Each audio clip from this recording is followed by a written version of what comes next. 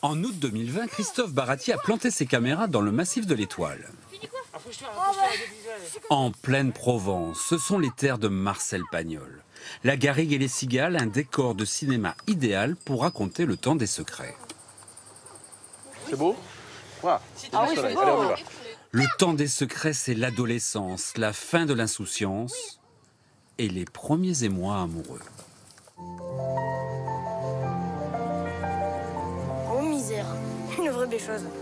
Augustine est une maman très aimante, ouais, qui est absolument bouleversée de voir ses enfants grandir, même de voir son aîné basculer dans cet âge un peu compliqué qu'est l'adolescence, où tout d'un coup il va découvrir des choses. Comme La gloire de mon père et Le château de ma mère, ce temps des secrets se passe au début du XXe siècle. Tu me fais plaisir. Tu savais que j'aimais ça. Oui, on est amis. Pour le réalisateur, ces histoires de gamins n'ont pas vieilli.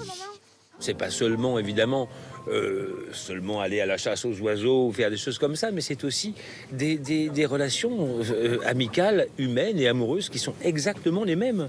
C'est pour ça que Pagnol ne vieillit pas. Et clac, le piège se referme.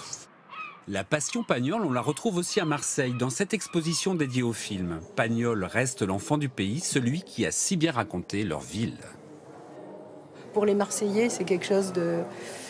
Voilà, c'est le patrimoine, c'est l'histoire. C'est une fierté d'avoir un écrivain qui a si bien rendu la Provence. Vraiment, on a l'impression de replonger dans les générations de nos grands-parents, nos arrière-grands-parents. C'est un petit peu de nous-mêmes, c'est notre famille. Pagnol et son histoire d'amour avec Marseille, c'est aussi le château de la Busine. Pagnol l'achète pour créer ses propres studios de cinéma, un Hollywood provençal. Ici, il se transforme en producteur pour raconter des histoires. J'ai maîtrisé tout l'aspect créatif et commercial de son œuvre et c'est un exemple unique au monde. De Marseille et les quais du Vieux-Port jusqu'au champ de lavande de la Provence, avec le temps des secrets, on voyage dans les souvenirs d'enfance de Marcel Pagnol.